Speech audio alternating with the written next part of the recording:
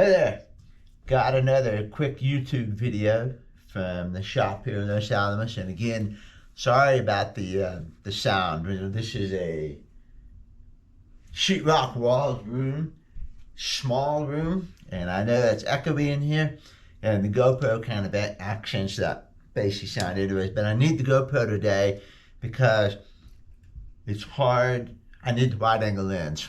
It's hard to show this. I can't get my other camera far enough away and still show what I need. So we're going to deal with this. All right, what I'm going to show you today is my new StewMac bridge slotting jig. And I have resisted buying one of these for years and years and years and years. I have one that I made out of wood. It just works really good for me, and it's so simple. But I needed another jig. I needed another saddle slotting setup here in Los Alamos. And you got to spend money when you work on guitars. Just like any business, you got to spend money, or the tax man just comes and takes it all the way. So I decided for this shop, I didn't have time to make another jig, so I decided to go ahead and get the StewMac jig. This sucker's $200. Wait a minute.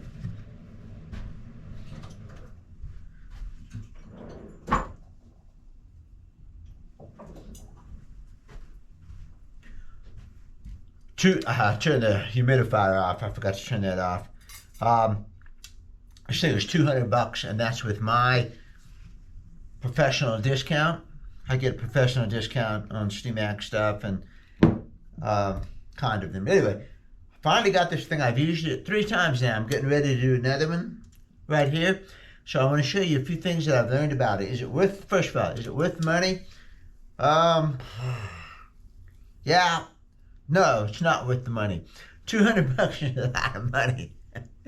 I wish it was $100. If it was $100, I would, no question, you know. Is it a well-made tool? Yeah, absolutely. StewMac makes good tools. There's just no question about that. This has one really, really, really good feature that saved my rear end last night. Actually this morning, and I'm going to show you what that is. First of all, here's what this thing does, okay? This is something I've been critical of in the past, is because with all the thumb screws, anytime you have an adjustment, that adjustment can slip and, you know, mess you up. My jig is just a piece of wood with the rails, and I manually maneuver it around here until I get it where I want, and then I clamp it down. I use 2 clamps on it coming in through here. The problem is with those clamps, I don't even have them here. This part here, as you're sliding it in, I use the longer ones, hits the finger braces back here. And it's a pain in the butt. You've got to get this exactly right to clear the finger braces. So that's something that just drives me crazy. So I was looking forward to getting rid of that. Okay.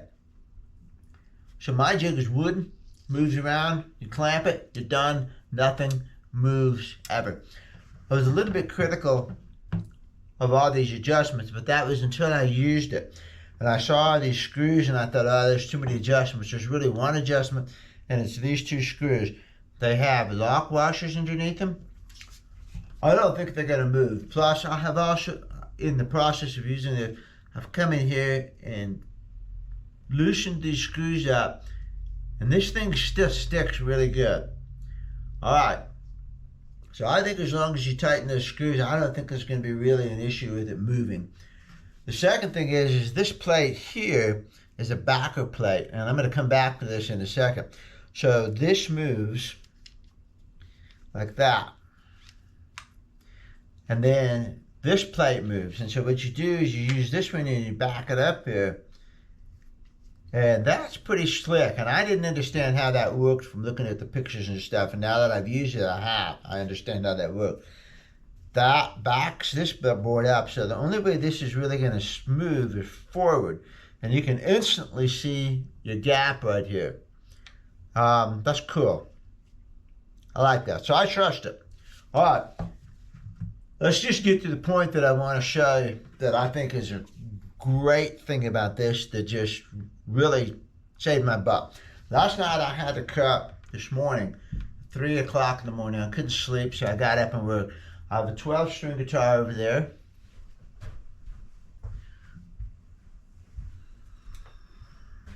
Ta-da!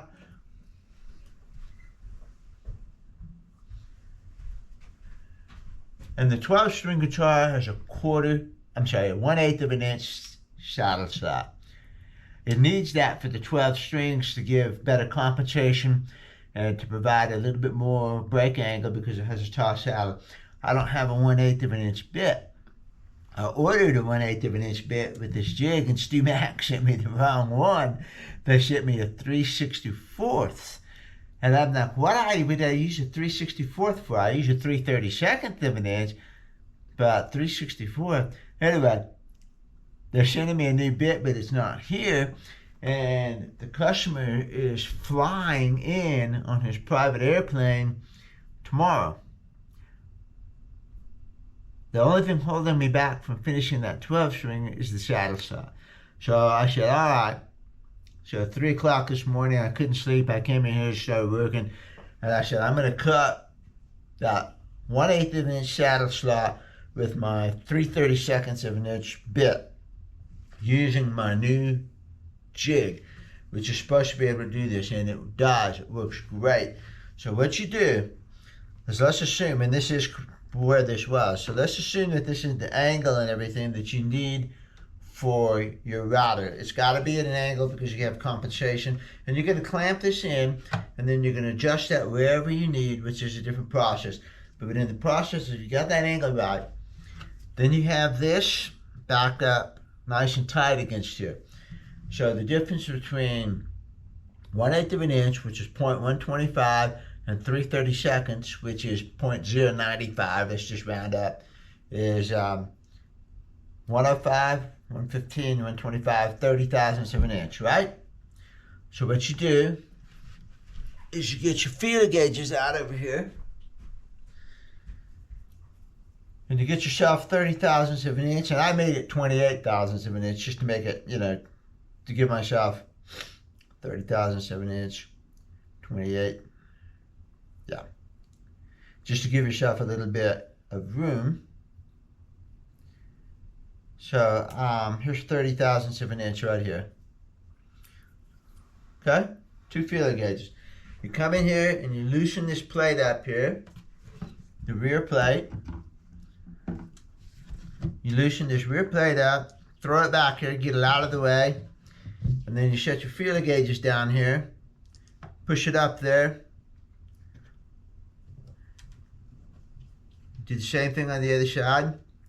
30 thousandths of an inch, come in here, and so you have moved this backer plate back 30 thousandths of an inch. Haha, there's a problem. This is something loose. No, there it is. I had it loosened too much just a minute ago. Okay, we'll do it again. 30 thousandths of an inch, snug it down, check it. And you can also visually look at that, and you can see now that there's a 30 thousandths of an inch gap between the two of these. Then you just look at it, make sure you got that at even distance back. Because the first time I didn't, I could easily see that I had just a little bit more clearance on one side. And I double checked it, and yes, I did. So you can come back into your feeler gauges and check that again. Move it up, make sure you got it. Make sure you got an even gap between these two. All right, and then what you do, loosen up your main board here, and you slide it back against there. And now you have just slid the slot back 30 thousandths of an inch, and you go back in and you make your passes again, and you go from a 93 thousandths of an inch slot to a 0.125 thousandths of an inch slot. And of course, your saddle slot doesn't have to be that critical. In this case, I just needed to make it a little bit wider to allow for an undersaddle pickup and to give that 12 string a little bit more room. So I ended up at about 127 thousandths of an inch. Big deal. Point is, I used a smaller router bit to cut that bigger slot, and I did it very accurately. I did this, slid that back like that, and man, my first pass left me with a beautifully even slot. That was a lifesaver. I could not do that with my little board because I don't have a means of doing that accurate measurement. So that to me, the crown feature of this tool. I mean, that's something I can't do, and that's something I didn't really realize, that this would do that accurately and that precise. So that makes this tool valuable, because when I need to do that and I don't have the exact correct bit, and maybe I'm going to cut a slot that's 100,000ths of an inch for some reason, you know, you never know. I like 3/32 of an inch saddle slots on regular guitars, but then on the 12 string, I needed to go a little bit wider. Say I need to take a slot and I need to cut a smaller slot down the center to inlay the pickup down in there, which is something you can do. You don't have to have the saddle slot with the pickup sitting in the middle and then all this dead space. You can route a slightly shallower slot down in the middle and lay your pickup strip in there. And first of all, I hate under saddle pickups, but if I have to use one, that's some tricks you can use. Is you can cut a second slot in the middle of that, lay your pickup down in there, and put your saddle in there so that it makes contact. You know, there's options there, but this is going to allow you to cut wider slots or slots within slots. Times when you have to do that. So that was nice. The second thing I did on that 12 string, normally, and on this guitar I'm going to do that, I'm going to cut a vintage saddle slot, so I'm just going straight through. So I don't have to have a stop at either end. On my wooden one, when I needed to make a stop and make a short saddle slot, I would just put a piece of tape on there and I'd mark it with a pencil, and you know, that works. But this has these metal deals here, and they go on here on the end like this with screws. You put these little screws in there, and there's a stop at both ends, which is adjustable. So you set all that up and you figure out where you want it to stop. Put your router base in there, and the StewMac comes with this router base which is stepped, as you can see here. So you put that in there. I'm going to have to readjust, and I don't have the clamps on here that I need. But you basically put your router base in there, and it's smooth. I like it, you know. So I got to adjust this. Got to get that out of the way because it was cut. This is also a new router. This is the Bosch. StewMac sells these. I didn't buy the StewMac. I had enough points at Lowe's that this was free. StewMac does sell the Bosch. My second one is a Ryobi. Ryobi? I like the Ryobi a little bit better. It's got the same bass and all the things, but I like the way it adjusts the height better. This has got a screw that sits in here, and it doesn't really attach. It's a half screw, if you know what I mean. There's a screw, and then there's threads on the side like this. And as the router itself gets loose in the base, that screw slips. I had to take it apart and figure out how it worked in order to make it adjust, because it was just slipping. So, but it cuts good. It's got a lot of power. That's why I use it. This fits in here like this. And you can see the stops work. Stops. Stops. Boom. Works really nice. I mean, I needed those stops last night. So last night, this morning, 3 o'clock this morning, cutting the saddle on that 12-string guitar so that I could get it done and get it to the customer tomorrow. I used both the movable feature on this thing, and I used the stops, and it was confident. And nothing slipped, nothing moved. When I clamp it down, it's solid.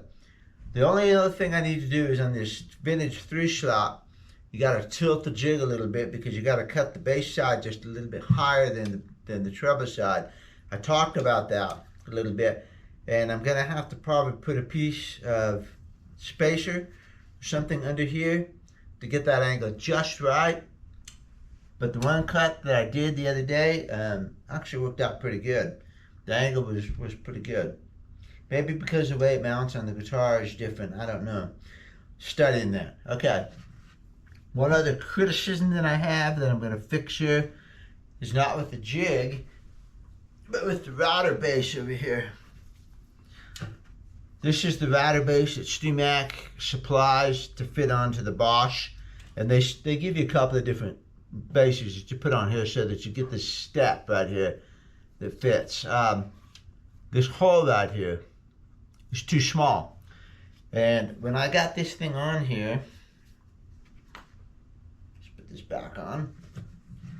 When I put this on here, and I'm trying to figure out where my mark is, I'm looking down at that, and the hole blocks my view of the bit. I want to see where that bit is actually touching on the top, and I can't because of this. And I'll show you. I'm going to bring the camera over here. We're going to try to take a look at that. So here we go.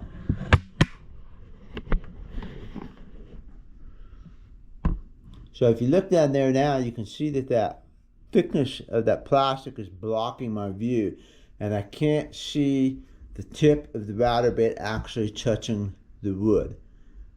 I've used a flashlight, I've gone in there, everything, but this thickness here is blocking my view. So I think what I'm going to need to do there is actually cut up a bigger hole right there, and I think that's going to do it. I want to see, this tripod's got a magnetic base, and it's hard to open with one hand.